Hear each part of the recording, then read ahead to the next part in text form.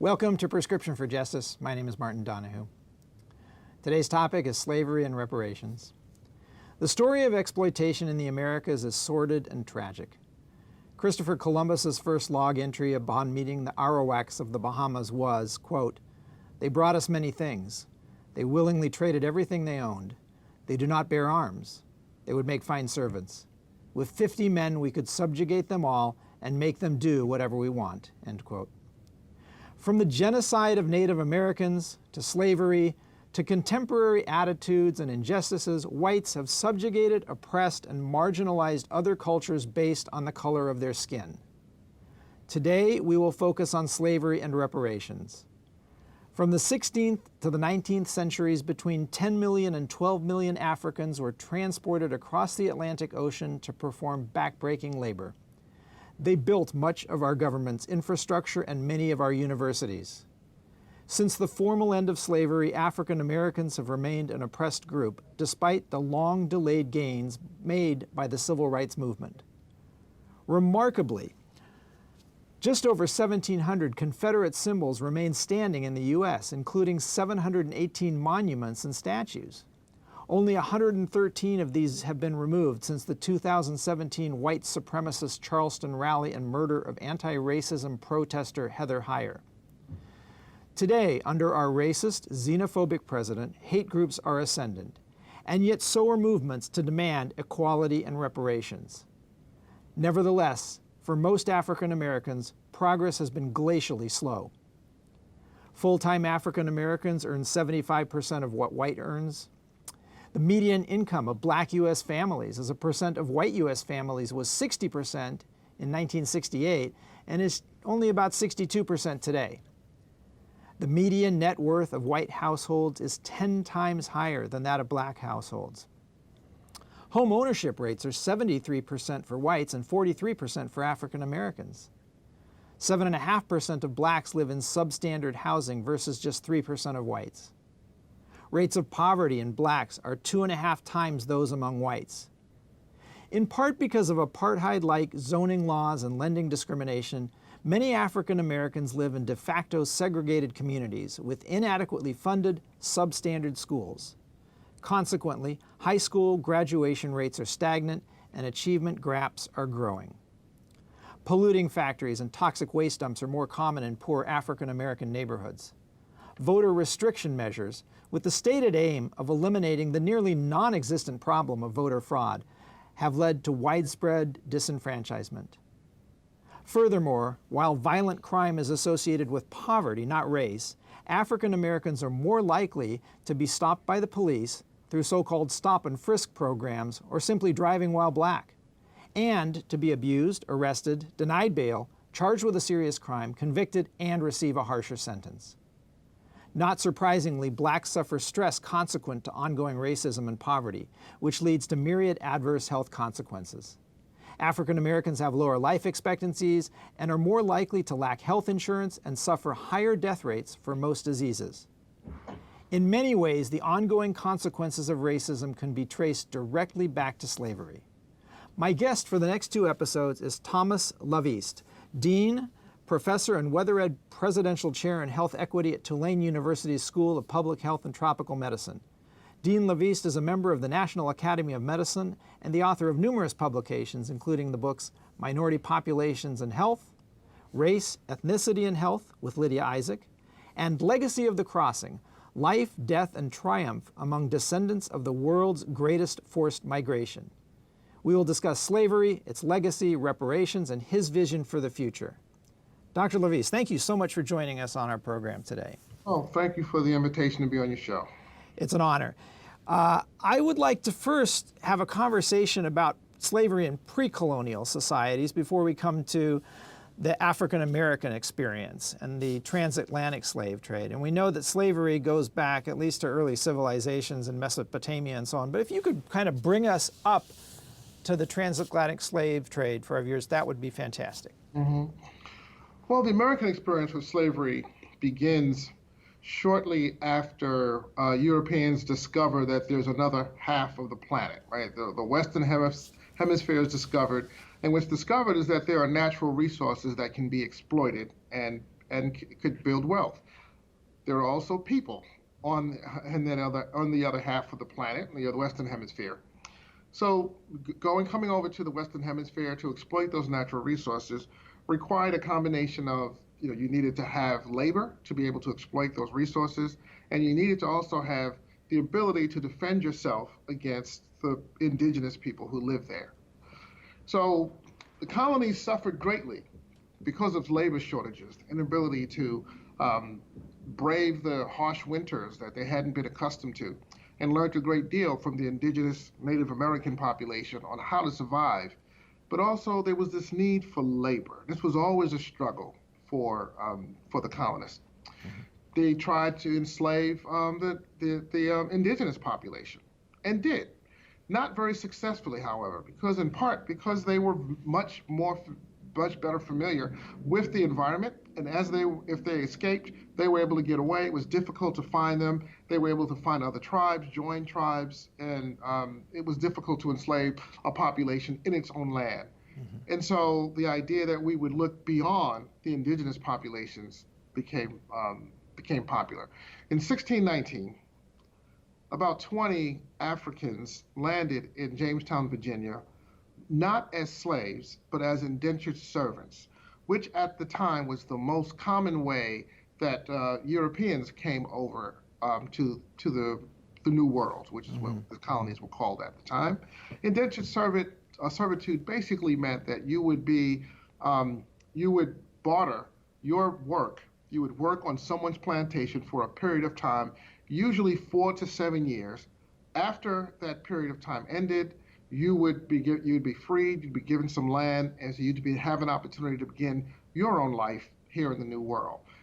In return, the plantation owners would pay for passage for people to come over. And this was the deal. And this was actually quite common at the time. So in 1619, the Africans came. They didn't come through the normal indentured servant process that Europeans were coming from. They came through a Dutch ship that landed in Virginia with these human beings and said, listen, we can make these humans available to you to work here in the Jamestown colony. And they did that. So they were indentured servants. And were these mostly men, or men and women and families? What was the population? They were men and women and families. Okay. What was recorded is that there were children as well, men, women, and children. Mm-hmm. So this was 1619. So now we fast forward to the year 1640.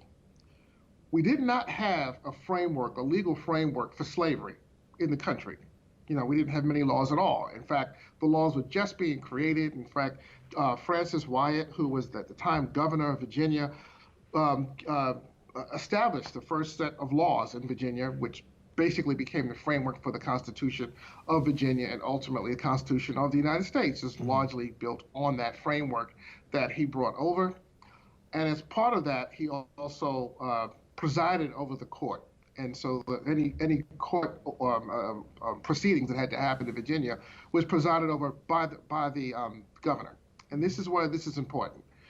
In 1640, 3 men who were indentured servants escaped from the plantation where they were servants. Mm-hmm. 2 were white, 1 was black. The black man's name was John Punch. The 3 men escaped and went to Maryland. The plantation owner went to the court and said, these 3 servants escaped. We need to send people after them and have them brought back here to Virginia.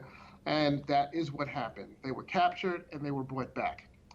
So the 2 white indentured servants were sentenced to 30 lashes with a whip and 3 additional years of service.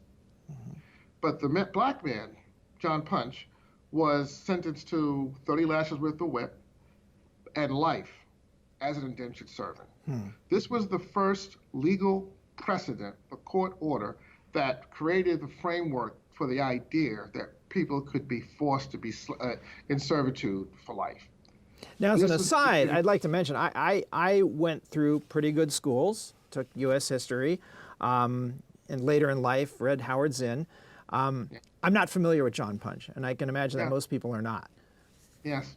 I think this is a big problem, that we have a quite fascinating history. I'm not a historian, but am fascinated by history and read as much of it as I can. But so much of that history is not really taught in this country. And so we don't really know how things came to be as they are. And as a result, there are a lot of misconceptions about contemporary inequity and how those inequities are really historical in their genesis. And I think a lot of that history relates to European and white exceptionalism, manifest destiny, to even World War I and World War II, and how they were sometimes argued. There's a piece in Harper's Magazine this month that talks about the perpetual war and Marshall's comments getting us into World War II, that basically the reason for this was to spread democracy, but also to become so powerful that no nation could ever defend us. And I think this sense of European and white exceptionalism has clouded much of the teaching of history and of the slave experience in the United States. I've seen that even in what my niece and nephew are learning. Well, certainly the fact that there are so many Confederate monuments still in existence.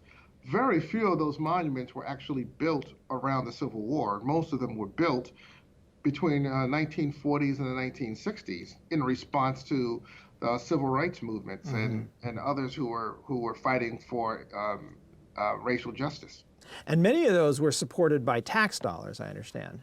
Many of them still are supported by tax dollars. And it's really a fascinating thing. And it gets right to the ideology you were talking about. It's a fascinating thing. This is the only case that I can think of where people who waged war against the United States government and actually killed actual American soldiers lost the war, but yet, in many ways, they won the narrative. You still see, I drive past a street named after Jefferson Davis every day to come to work. Jefferson Davis was a traitor who committed crimes against the United States and killed many American soldiers and led other Americans to their death. Right. But we have monuments and streets named after him. Right. So let's come back to John Punch. Then what happened? So what happened is now we have this legal framework, right? We have this court precedent that establishes the fact that it's possible to have someone be a slave for life. What began to happen throughout the colonies is that laws began to be passed, which would further sort of go down the path that framework creates. Things like, for example, it used to be that if an African who was enslaved converted to Christianity, then they would be free because a Christian couldn't be enslaved. So that was changed. That law was a law passed to change that. This happened in New York State because many of the Africans began to convert to Christianity. There was also, women who were enslaved were being exploited sexually by men, by white men, and they were producing children.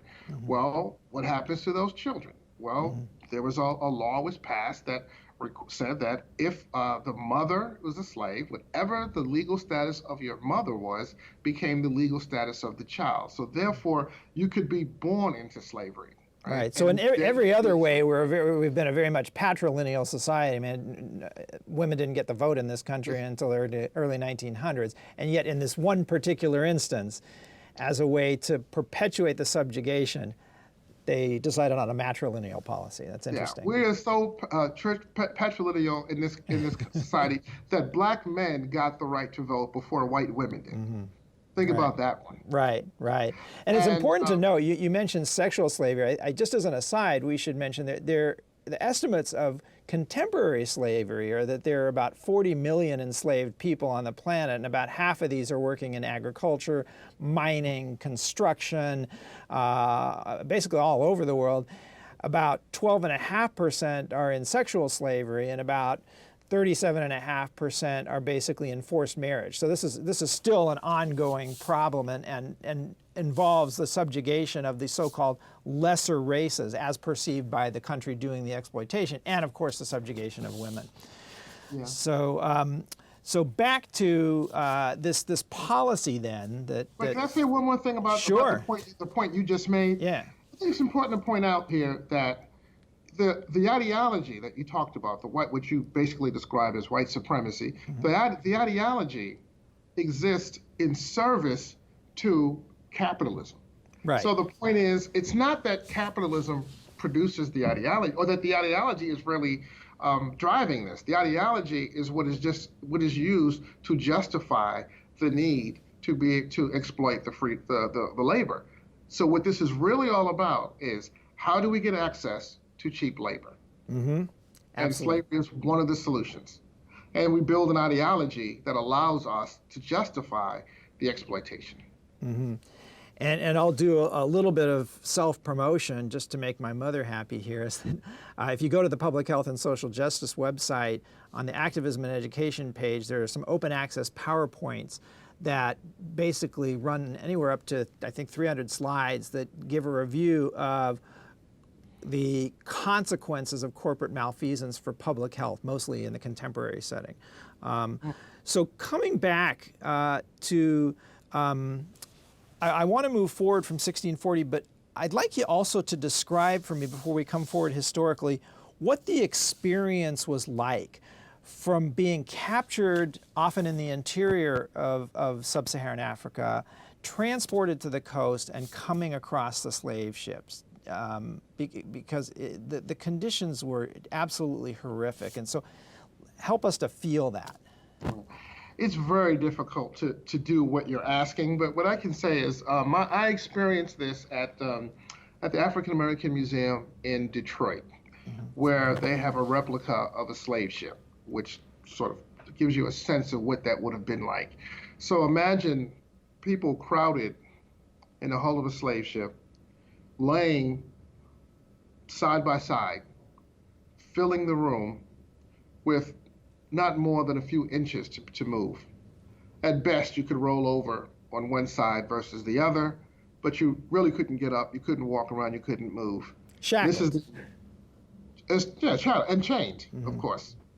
So if you imagine those conditions, and we think about this, about how we would respond to that condition today, there would be mental health issues that you would expect to have, right? The physical health issues, of course. I mean, you're going to have infectious diseases. There's going to be all sorts of infectious diseases there. There's going to be injuries that will occur. There's going to be some violence because people are going to strike out. There's all sorts of things going to happen. So just surviving the Middle Passage is already an incredible triumph if you just made it across the Atlantic. But then when you get to the other side of the ocean, you are literally on the other side of the planet, literally, in a completely foreign land where people don't speak language that you speak. And in fact, while you were on the slave ship, many of the people in the hull of that slave ship with you did not speak the language that you spoke, and in many cases may have been from tribes that were rival tribes, and they may, there might even be, people who would be violent against you because you're from one of the rival tribes. So these are the conditions you're living under, being fed just enough to stay alive, and having to survive that horror. It's an absolute horror. But you get to this other part of the planet now where things are different. Things look different. The trees look different. The climate is different. The temperature is different. You get snow. You're coming from a part of the world where you don't see that, and you have to adjust to this new reality, and people are forcing you to work. And to abandon your language and culture as a form of subjugation, because the more you speak your language with your fellow slaves, I imagine, the more likely you are to try to stage even the most minor of revolts or escapes. So the subjugation of that culture began right from the get-go. It begins in the slave ship, right? Because the ability to survive requires that the people that are being subjugated in this way create a new culture, a culture that allows them to survive the insanity of the Middle Passage. Right. So you must develop enough language skills to be able to speak to each other, if nothing else. And you have to develop a set of values and behaviors and practices, which is what a culture is, to be able to survive. So the African-American culture actually begins at this point with an amalgamation of the many cultures of Africa that were brought together in that slave ship. But this new culture, this new African-American culture, is created to survive, to make it through. So in this process, I imagine families were torn apart, husbands and wives separated, children separated from their parents. That's going on today to some degree, certainly not of the magnitude that happened with the Middle Passage. So, but how did that affect marriage and family ties in the early African-American culture and experience? Well, everything we know about it suggests that marriage and family ties were quite strong, even during slavery. That many of the revolts and people who tried to escape, or even some who did successfully escape, did so because they were trying to reunite with their families. And I think those family ties have always been extremely strong and still remain strong within Black communities. So I think it's somewhat of a misnomer that slavery destroyed Black family ties, or the desire to have a family, or to have those familiar relationships. I was thinking more along the lines of the separations that occurred initially when someone was brought out of the interior and separated from who might be their spouse or child in that area. Yeah, not more, certainly they created their own culture, and the ties are very strong and remain strong to this day, and I think it's the way many successful public health initiatives for the African-American community, and I have no right to say this to you being a limousine liberal Caucasian, but many successful public health initiatives in the African-American community have involved the family and involved the community. As have many public health activities that exploited the community, such as the syphilis experiment, utilized a great deal of knowledge and understanding of Black culture to be able to pull that off. Exactly, yeah. And as an aside, we had a previous program entitled Doctors Gone Bad. If you haven't seen that, we discussed Tuskegee and also what happened during the Nazi and Japanese trials that took place during World War II. So bring us from 1640 onward in the United States. How did this grow, and how did slavery become an entrenched institution? So what happens is that over time, colonies begin to pass laws that basically reinforce and create this legal framework for slavery. With the Constitutional Convention, there are provisions in the Constitution where they are determining how do we do apportionment for Congress. So how do we count to determine which colonies or which states get how many representatives in House of Representatives? It was decided that the states in the South that had more slaves, of course, if we counted the slaves, it would mean that they would get more votes in Congress. The North didn't want that. So there was ultimately a compromise that said, well, African Americans would be counted as 3/5 of a person. So this sort of, although the 3/5 compromise was not, the purpose of it was not to say that African Americans are not full human beings. The effect was, that's what it said, right, in the U.S. Constitution, that African Americans are not full human beings and not counted as such. And this also was part of the ideology. So again, the ideology is in service to the goal of maintaining power and control over the natural resources, which is what government is and which is what capitalism is all about. So we move forward into the Civil War, and the Civil War happens, the Civil War ends, and we move into Reconstruction, right? This is a period of time when the North that won the war still occupies the South, trying to think about how do we go about rebuilding the southern part of this country, because if the Union is going to stay intact as a country, we need to ensure that the South is able to catch up. And they pass a series of laws that begin to create equity. We have even African Americans elected to Congress during that period of time. So reparations lasted only 11 years, ending in 1876. And it ended in an attempt to get the Southern Democrats to support the contentious election of Rutherford B. Hayes. This was called the Hayes-Tilton Compromise. And the compromise was that the Southern Democrats would go ahead and support Hayes as the new president, but he would agree to remove troops from the South and allow the South to take control, which meant enact laws that would disadvantage African Americans and repeal the laws from Reconstruction that had been developed that would attempt to bring reparations for slavery. The laws that ensued after that are the Black Codes or the Jim Crow laws, which came into effect right around 1876 up to, let's say, 1964 with the passage of the Civil Rights Act. That period of time, we now have these the Black Codes or the Jim Crow laws, which in many ways are, if not as bad as slavery, practically as bad as slavery, because at least during slavery, if you were considered the property of a powerful person who owned a plantation and was a landowner, you at least had the protection of that person and his resources to, and he had an incentive to maintain your health and life at least enough to be able to exploit your labor enough to recover his investment. But after slavery ends and you have Jim Crow, there is no one to intercede because there is no one who has an economic incentive to support your survival and your continued functioning. So the Jim Crow era is possibly even worse than the slave era because of that. And these laws were supported at all levels of government, including the Supreme Court. Absolutely. So it begins in the Constitution. So the 13th Amendment to the U.S. Constitution ends slavery, right? But it also provides a provision in it that says it ends slavery except for people who are incarcerated.